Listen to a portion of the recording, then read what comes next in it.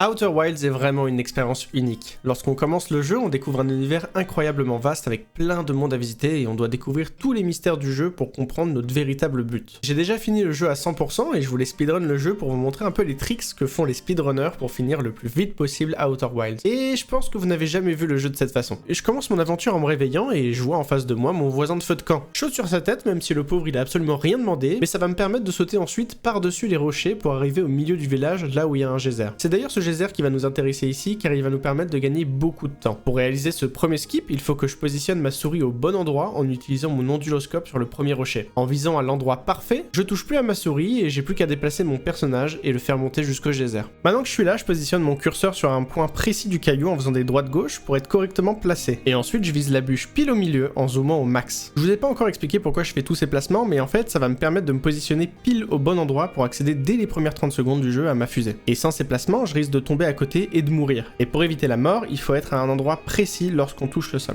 Et pour la question de pourquoi accéder à la fusée dès le début, c'est tout simplement pour récupérer la combi qui va me permettre de voler jusqu'au PNJ qui nous file les codes de lancement. C'est la stratégie la plus rapide actuellement. Ensuite, je descends dans le musée et je me prépare à sortir. Normalement, dans le jeu, on se fait arrêter par la statue qui nous regarde et nous montre nos souvenirs. Mais on peut éviter cette animation en ne touchant pas le sol. Tant qu'on touche pas le sol, on peut aller beaucoup plus vite et directement retourner au vaisseau grâce au jetpack et au getter qui nous fait des petites impulsions quand on l'envoie en face de nous. On a quand même l'animation de la statue dès qu'on touche le sol, et ce qui est marrant, c'est que vu que je suis pas censé avoir la combinaison à ce niveau de jeu, et ben juste après l'animation, le jeu m'enlève ma combi et je me retrouve de nouveau cul nu. C'est pour ça d'ailleurs que je me positionne à côté de ma fusée avant que ça arrive pour récupérer de nouveau ma combinaison et ensuite descendre tout en bas vers le feu du début. Dans le jeu, le feu de camp permet de se reposer et de faire défiler les minutes. C'est hyper pratique parce que les planètes évoluent au fil du temps et je suis obligé d'attendre entre 6 et 7 minutes pour faire la suite du jeu. D'ailleurs, dans le speedrun, le temps est mis sur pause pendant ce moment de repos et on doit le relancer dès qu'on reprend l'aventure. Je retourne à ma fusée grâce à mon jetpack et je prends enfin les commandes pour aller sur la première planète de ce speedrun qui s'appelle la Sablière Noire. Si j'ai attendu que 6 minutes passent dans le jeu, c'est parce que le sable s'écoule petit à petit sur cette planète et des bâtiments qui étaient enfouis sous le sable apparaissent. Je vais chercher à placer ma fusée pile entre deux tours. À cet endroit, il y a une téléportation qui m'attend et elle n'apparaît que lorsque la grosse tornade de sable passe sur la plateforme violette. J'ai à peine une seconde pour prendre le TP, donc je dois être très précis sur le timing. Je me retrouve dans un endroit un peu spécial où je vais sauter en face de moi et bien contrôler mes mouvements pour gagner du temps. Avec ce raccourci, il me reste plus qu'à déplacer rapidement des boules. La première va me permettre d'ouvrir une sorte de coffre qui contient un objet essentiel à l'aventure, et la deuxième me permet de jouer avec la gravité pour aller récupérer l'objet en question. En faisant ça, j'obtiens un générateur de distorsion qui possède en lui un trou blanc et un trou noir, ce qui va nous permettre de nous téléporter, mais vous verrez ça plus tard. Maintenant que j'ai ça en ma possession, il ne me reste plus qu'à retourner à ma fusée, en reprenant le téléporteur dans le sens inverse. Je l'ai d'ailleurs placé en dessous des deux tours pour qu'elle ne se fasse pas emporter par le sable. Si ça arrive, c'est perdu et je recommence tout le speedrun.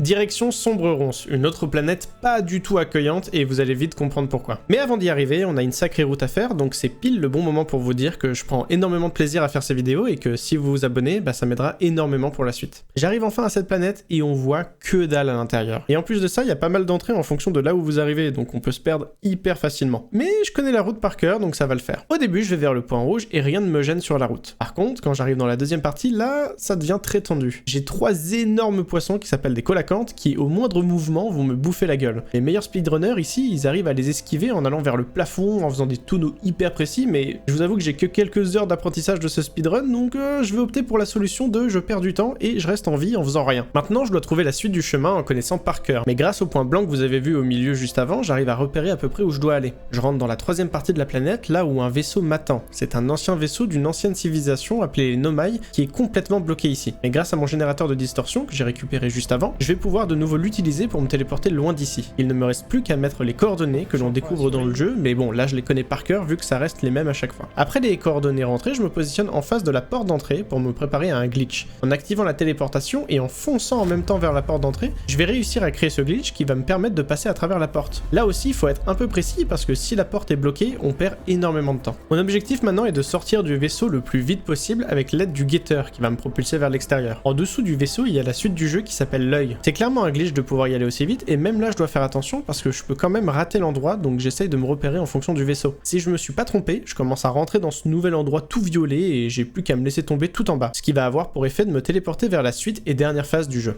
Bon, je vous avoue que même si j'ai fini le jeu en entier, je comprends un peu que dalle aux actions à la fin qu'on doit faire, mais bon, du coup je dois appuyer sur un bouton en haut des escaliers et ça va me propulser dans une forêt. Et là, je dois chercher 3 arbres qui forment une sorte de triangle. J'en profite pour préparer le zoom de mon onduloscope en le mettant à 1, ce qui va m'être utile pour la suite. Et là, bah, c'est juste une question de temps. Je dois juste attendre que la suite apparaisse. Là, j'essaye de mettre des coups de lampe torche pour avancer dans le jeu jusqu'à ce qu'un signal apparaisse. Et en utilisant mon onduloscope, je peux capter d'où vient le signal et foncer vers ce qui me semble être nous-mêmes. J'arrive devant un petit arbre et en mettant des coups de lampe torche dessus, ça va faire apparaître un feu de camp que je peux allumer. Je mets ensuite quelques coups de souris pour faire apparaître une chaise, puis ensuite un copain qui va me parler de la musique qu'on entend avec l'onduloscope. Je comprends alors que je dois aller vers le son et récupérer l'instrument. Et je dois ensuite faire ça pour chaque ami qui possède un instrument dans le jeu. C'est un peu difficile d'expliquer cette partie parce que bah, tout ça est lié à l'histoire principale. Les coups de lampe torche, les caméras sont en rapport à des objets quantiques qui se déplacent. Et vous avez jamais vu les personnages dont je vous parle, donc tout ça semble complètement aléatoire et incohérent. Mais je peux que vous conseiller de faire le jeu parce qu'il est vraiment incroyable et vous comprendrez tout. Là, j'essaye de récupérer un des instruments de loin avec mon onduloscope en plaçant précisément ma souris dessus. C'est pour ça que j'avais préparé d'ailleurs le zoom tout à l'heure. Il se déplace constamment, donc au début j'ai un peu de mal à le choper. Ensuite, je pars direct récupérer l'harmonica en mettant toujours des signaux captés avec l'onduloscope. Je rencontre un colacanthe, mais mort. Donc on risque rien, juste à aller dans sa gueule et récupérer l'harmonica derrière lui. Il ne me reste plus qu'à récupérer la flûte qui est tout en haut d'un arbre. J'ai du mal à le choper rapidement celui-là et je perds énormément de temps sur le speedrun, mais il ne me reste plus qu'à parler à chaque pote autour du feu et d'attendre que la boule au-dessus de ma tête grossisse assez pour sauter dedans. Et après ça, mesdames et messieurs, c'est enfin la fin de notre speedrun devant cette magnifique scène.